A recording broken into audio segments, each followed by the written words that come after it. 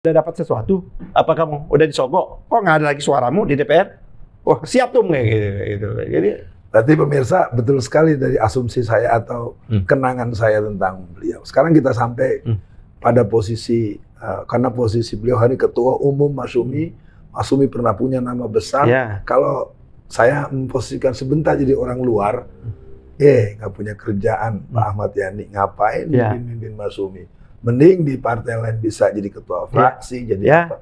Apa? Kenapa mau ngapain? Pertama gini, saya mengejar-ngejar jabatan tuh pernah nggak? Pernah. Jadi saya nggak mau bilang munafik lah, nggak. Saya pernah mau mengejar jabatan dan pernah mau merebut ketua umum P3. Waktu muktamar di Bandung, saya betul-betul saya kena merasa hebat kali. Saya ingat ya kadang-kadang berpolitik ini harus dengan penuh kesabaran. Saya pada waktu itu ingat betul waktu ketua umum dan saya merasa kayaknya menang. Bayangkan saya sengaja itu tes water kalau bahasa sekarang nih. Jadi saya masuk setelah Pak SBY masuk. Wah, ini cerita sampai saya dapat ceritanya ini karena saya dari pengacara ya, dari Pak Haryono, Ketua Umum IKADIN. Kita masuk itu supaya kita menjadi perhatian. Kalau petinggi negara masuk, kita baru masuk. Kita lihat respon pendukung kita, tepuk tangannya bagaimana. Nah, saya coba praktekin itu saat Alfian Tanjung di Bandung itu. Udah masuk semua, saya datang terlambat. Saya masuk gemuruh tepuk, Bang Yani. Sampai di sebelah saya itu kalau nggak salah Bang Gemawan Fauzi ya. Iya. Kayaknya jadi nih yang kau ketua umum. Saya udah pede betul itu. Ya ternyata memang ya kita tahu juga ini nggak tahu juga apa cara pengurus cabang, cara untuk menaikkan bargaining dan sebagainya. Sampai akhirnya Surya Dharma Ali itu ngirim utusan, Bu. Utusan untuk saya mundur, ditawarin sekjen pada waktu itu. Udah gabung aja kan 3 calon dulu. Saya Mukawam, Pak Surya Dharma Ali. Tokoh-tokoh Parmusi ini memujuk kamu masih muda, jangan kayak gini, jangan besar kepala kayak gitu loh. Sampai kayak gitu. Udah, ikut aja nasib kita gini. Saya tolak semua karena merasa pede. Udah enggak sebenarnya. Mau menang mau kalah saya mau maju dulu ngetes. Tapi syukur alhamdulillah saya masih bangga juga pada waktu dapat puluhan suara juga loh tanpa uang. Ya itu. Nah, itu yang menurut saya pernah. Nah, terus ke Masyumi ini karena kita ini saya itu kan bersentuhan lah waktu kita memilih menolak azas tunggal, kan orang dulu kan alumni itu menghukum kita semua, Ustadz Alfian Tanjung. Kita ini teraliniasi, nggak ngikut senior, bandel kayak gitu nggak diberi bantuan. Satu-satunya tempat kita mengadu itu adalah Dewan Dakwah. Ya di bawah pimpinannya Pak Nasir. Saya bagaimana orang tua ini dia tahu betul ya kan. Terus bagaimana menerima kita, bahkan memberikan rekomendasi. Saya ingat ada rekomendasi, ada yang nama leadership mahasiswa sedunia di Malaysia, itu dikirim dan saya ikut serta itu. Saya peserta itu kan kayak gitu. Terus kita kesulitan uang dibantu oleh Pak Nasir, walaupun tidak melalui Pak Nasir, melalui Pak Ain Lutfi. Bagaimana, karena kita megang sikap itu kan, sikap kita seperti itu. Nah jadi sentuhan-sentuhan itulah yang menurut saya yang terus membuat kita itu ada hubungan emosional walaupun tidak seperti Bang Abdullah. Kalau Bang Abdullah kan dia satu forum lah ya, kan jauh. Tapi saya satu forum dengan mereka itu di petisi 50. Dengan Pak Anwar Rayono dan orang kan nggak tahu sejarah ini. Kenapa saya aktif di petisi 50 itu hebatnya orang tua kita. Mungkin yang harus ditiru oleh Ustadz Alfian Tanjung. Saya harus mentiru bagaimana orang tua kita itu mengkader. Ya cara dia mengkader. Saya ingat betul itu karena kita sering diskusi pada waktu itu. Mungkin pada waktu itu petisi 50 perlu regenerasi. Kalau udah tua-tua nih, perlu yang namanya anak-anak mudanya. Masing-masing faksi itu merekomendasikan.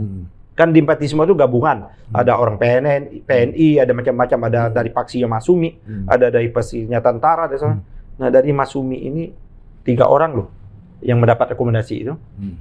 Ustadz Alfian, saya, Tamsil Lindrung, Egy Sujana, untuk ikut di petisi 50, walaupun menandatangani di forumnya diskusi 50. Jadi Pak Anwar Rayono almarhum memanggil, udah kamu dititipkan untuk ikut diskusi 50, tapi syaratnya tidak boleh bicara, hanya mendengar. Habis kita diskusi 50 itu hari Selasa, saya lupa hari Jumat atau Sabtu. Kita mengevaluasi lagi itu oleh Pak Anwar Rayono di LPPM di Cikini.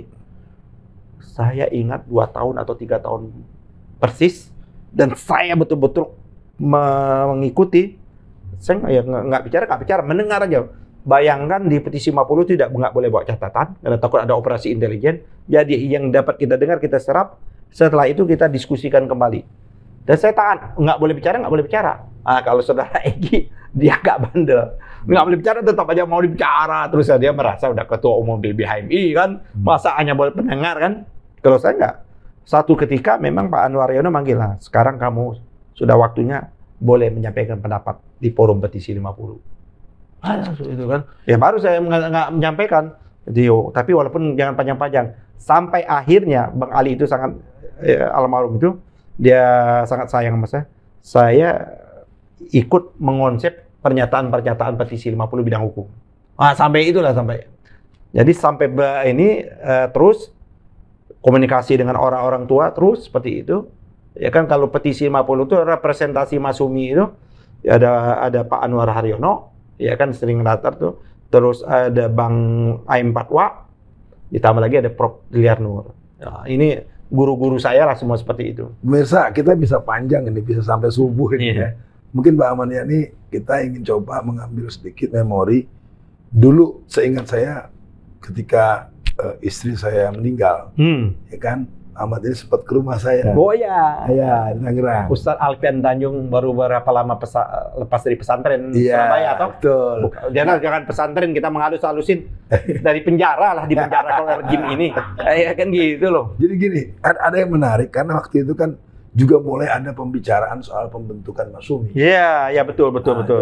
Gimana tuh pembicaraan itu sekarang Pak Ahmad Yani jadi ketua umum, supaya saya juga punya sambungan ceritanya sehingga akhirnya sekarang jadi ketua umum.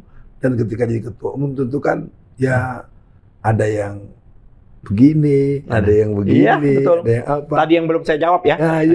Gimana tuh? Jadi gini, setelah 2019 hiruk pikuknya umat ini kan kita luar biasa kan, tumpah ruah.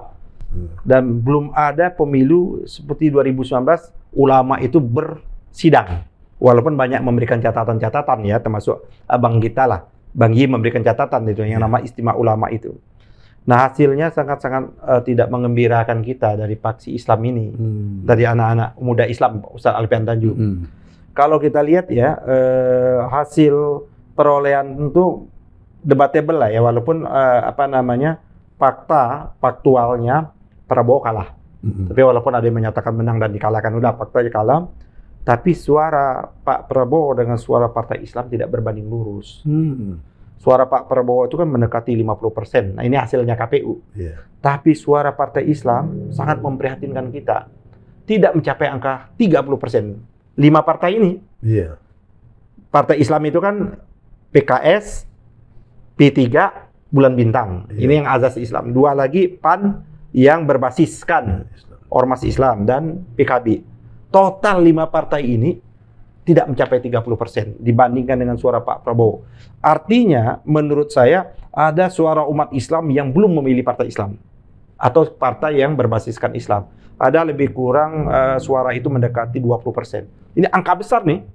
Nah, kita pada waktu itu saya ikut terlibat lah. Saya nggak ada Bang Ka'ban, ada Bang Jamal, dan lain sebagainya.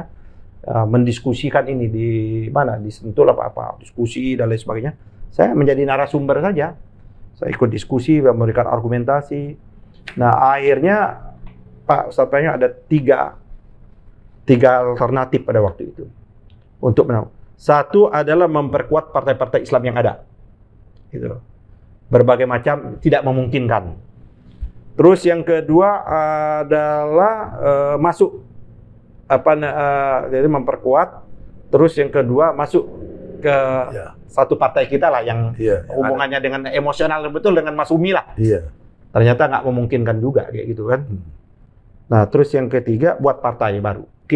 Akhirnya disepakati buatlah partai baru. Saya menyatakan jangan buru-buru. Saya orang yang paling menolak karena pengalaman diriin partai ini nggak segampang apa. Tapi kita jangan ngikuti juga jejak partai dari ormas. Kalau itu buat kepanitiaan aja. Itulah maka membuat panitia. Badan Persiapan Penyelidikan Pendirian Partai Islam Ideologis. Yang itu yang diinisiasi oleh Dewan Dakwah, oleh almarhum Pak Sidik, ya kan? Pak Siddiq ketua, kalau nggak salah Pak Aim Saifuddin ketua Dewan Pembina Yayasan. Nah itu digodok dan ditunjuklah ketua, kalau nggak salah Pak Holil ya, Pak Holil Ridwan, ketuanya, terus ada kawan-kawan, ada Masri, ada lain sebagainya. Saya masuk tim itu. Nah saya aktif. Nah sampailah satu titik bahwa kita harus menghidupkan lagi Masyumi. Kenapa menghidupkan Masyumi itu? Karena orang kehilangan bagaimana citra partai yang betul-betul yang genuine. Setelah kita kaji literatur, hanya ada di Masyumi. Luar biasa kalau kita mau jujur, kayak mengutip apa yang dikemukakan Bang Lukman, hutang Republik ini cukup tinggi terhadap umat Islam. Kalau saya, hutang Republik ini cukup besar terhadap Partai Masyumi. Ya kan, apa yang tidak dikerjakan oleh Partai Masyumi? Walaupun cita-cita Partai Masyumi ada sebagian belum terrealisasi. Seperti itu. Kayak itu banyaklah kalau kita mau ngomong, nggak ada bisa orang membantah negeri ini kehilangan cukup besar. Menurut saya, tak kalah Masyumi tidak lagi aktif di gelanggang peta politik nasional. Kerugian luar biasa loh negeri. Sekarang optimisme pemahaman sejarah yang ada pada Pak Ahmad Yani, apa? Antum kan sebagai dokter nih, kan orang lihatnya ngapain sih ngurus-ngurusin? Iya, sampai orang bilang itu ngapain? Kenapa nggak ngambil jalan pintas saja? Iya, betul. Untuk kembali lagi jadi anggota. Saya kalau mau ya banyaklah partai-partai besar itu menawar-nawarkan untuk jadi caleg, jadi pengurus. Tapi itu tadi. Kita ini udah godokan cetakannya model kayak kita kayak gini loh. Jadi kita ini nggak bisa mainstream kita tuh keluar. Nah oleh karena itu menurut saya kenapa kita nggak coba? Oke, kita coba, ada semangat ini ada. Menurut saya ada landscape pemilu itu tidak pernah berubah dari tahun 55 sampai sekarang. Ini nggak bisa kita pungkiri Pak Astad Alfian Tanjung, di Indonesia ini dua sisi besar yang disebut dengan kebangsaan dan keislaman. Ini nggak bisa dipisahkan, itu nggak bisa. Nah, sisi kita ini adalah keislaman dengan keindonesiaan. Ada sisi lain lagi adalah keindonesiaan dengan keislam religiositas ya, seperti itu. Nah, kenapa saya bergabung dengan, saya melihat luar biasa semangat pendiri-pendiri Masyumi, perjuangan Masyumi. Ada yang sudah tercapai, ada yang harus diteruskan. Sampai detik ini, Abang masih optimis? Sampai optimis. Karena sewaktu-waktu ini roda, keyakinan. Ini Partai Masyumi ini sewaktu-waktu dia kembali akan memimpin. Dan kita nggak tahu kapan. Menurut saya, tak kala Masyumi memimpin, ini keyakinannya, maka persoalan bangsa ini banyak terselesaikan. Jadi bukan dia menjadi beban. Jadi banyak sekarang ini partai menjadi beban, gitu loh. Kalau menurut saya, justru Masyumi itu menyelesaikan dan mencari jalan keluar, solusi terhadap problem-problem kebangsaan seperti itu. Nah, tapi kita kan nggak bisa juga dengan kembali romantisme masa lalu. Karena generasi sudah mengalami perubahan, generasi milenial Z, jangan-jangan banyak yang tidak tahu. Orang selalu menyatakan, jangan lupa, generasi sekarang ini paling gampang melacak dengan teknologi. Dia memang nggak paham Masyumi, tapi sekali dia pecit tombol handphonenya, dia akan tahu, dan dia tidak mungkin, karena sejarah itu tidak bisa ditutup-tutupi. Walaupun ada sejarah yang coba ditutup-tutupi, kan seperti itu. Nah, gampang, apalagi sekarang kita hiasi bahwa banyak hal yang belum diketahui oleh generasi muda, sekarang generasinya kita coba tawarkan. Ini alternatifnya. Berpolitik itu kan generasi sekarang kan udah jengah juga. Berpolitik pragmatis, tidak punya cita-cita. Mereka juga ingin punya harapan. Sekarang ini kan sistem politik yang sekarang sudah membunuh harapan masa depan generasi milenial, generasi Z, dan generasi akan. Mereka sudah terbunuh. Bang Ahmad Yani, kelihatannya saya harus mengatur untuk sampai kepada pembahasan sesi-sesi terakhir ini. Ini kan bukan wawancara yang pertama dan terakhir. Oh iya, nggak boleh. Masih kita harus berseri. Masa drama ini, Ustaz Alfian, ini kita sering salah ya. Drama mungkin masih ingat yang namanya Sahur Sepuh. Iya kan? Sahur Sepuh. Brahma Kumbara. Itu saja bisa berseri-seri. Iya kan? Masa cerita tentang kepentingan umat, kebangsaan nggak bisa berseri-seri. Iya kan? Kebalik-balik. Iya. Sinetron sinetron yang romantis saja bisa berseri-seri. Masa pembicaraan tentang bangsa tidak berseri-seri gitu loh. Pemirsa sekalian, saya mengapa perlu menyatakan itu? Karena kita belum mendapatkan A sampai Z tentang bagaimana kerja-kerja Mas Sumi, tapi mungkin belum nanti kita buat sisi tertentu ya kan. Bagaimana sikap Mas Sumi, bagaimana Mas Sumi menghadapi Pilpres, bagaimana itu lah gitu kan. Pemirsa, ini sebuah semangat, sebuah PR, sebuah optimisme dan sebuah planning. Saya ingin agak pelan turun, tapi boleh nggak saya sebelum itu, saya ingin menyampaikan kepada kebetulan melalui ini ya Ustaz ya, kepada sahabat-sahabat saya di seluruh Indonesia. Iya, silakan. Karena ini juga akan ditonton juga pengurus-pengurus Mas Sumi, mulai dari ranting sampai pusat, sampai kawan-kawan kita diaspora. Iya. Saya ingin menyampaikan lebih dahulu, nanti berikutnya akan ada surat resmi ya dari partai Mas Sumi. Ini karena kebetulan menyinggung Mas Sumi, kita sudah putuskan beberapa waktu yang lalu bahwa akan segera kita mendeklarasikan, mengumumkan kita mendukung dalam rangka kita nggak boleh diam Pilpres ini dan Pileg. Kita sudah memutuskan resmi, tinggal surat resmi kita akan saya buat instruksi ke seluruh wilayah. Kita sudah memutuskan untuk Pilpres kita memberikan dukungan penuh kepada Anies Rashid Baswedan.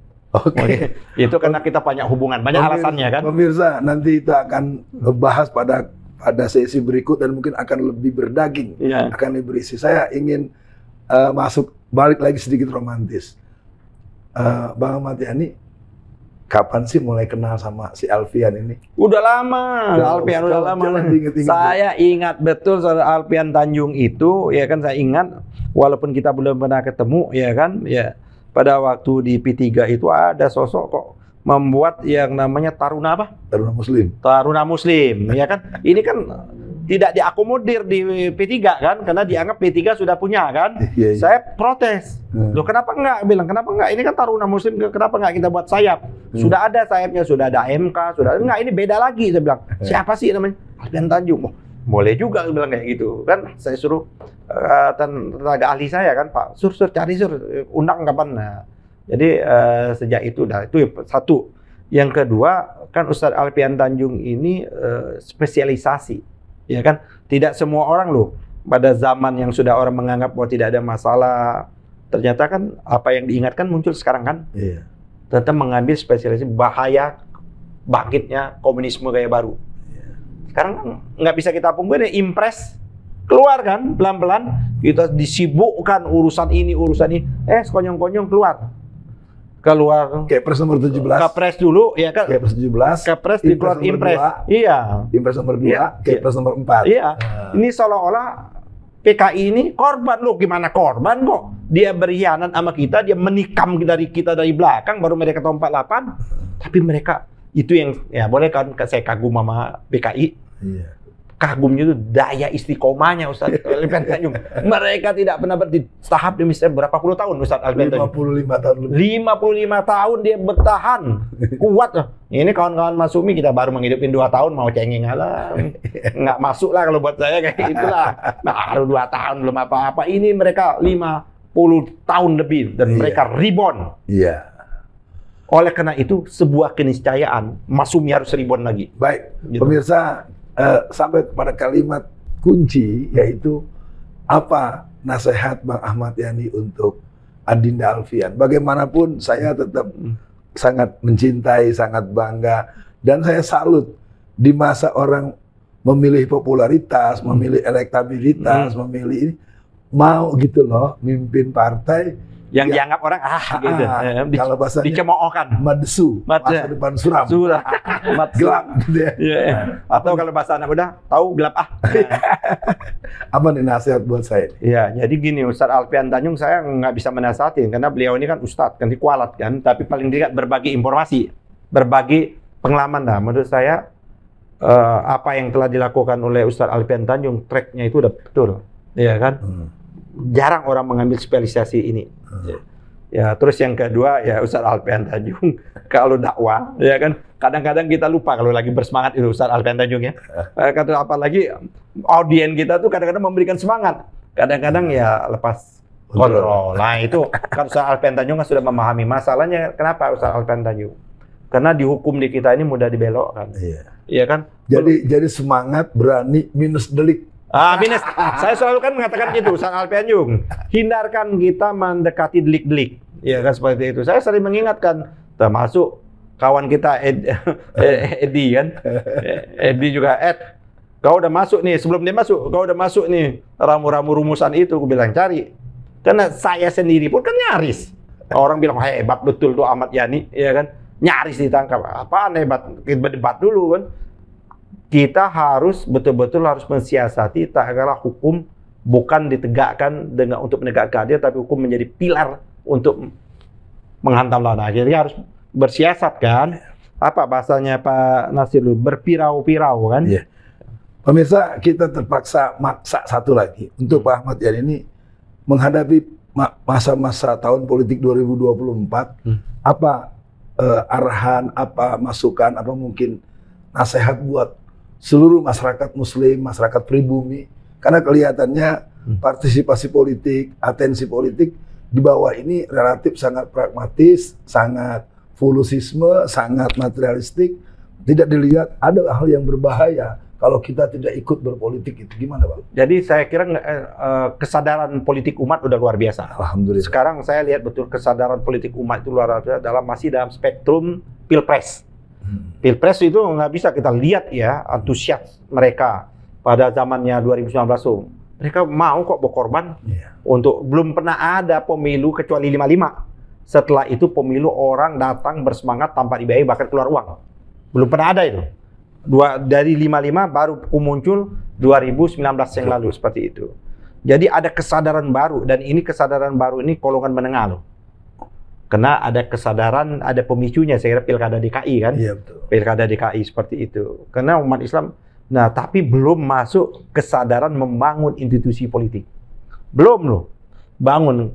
Masumi itu dibangun oleh ormas membangun institusi politik.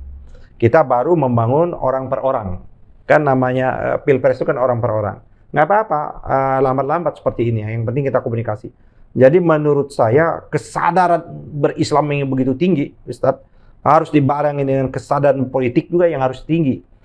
Sebelah contoh, Pak Ustadz nggak usah jauh-jauh, ini jam 5 ya, hampir jam 6. Ke yang namanya Pacific Place, ke Plaza Indonesia, ke Plaza Senayan. Tank maghrib ngantri orang sholat.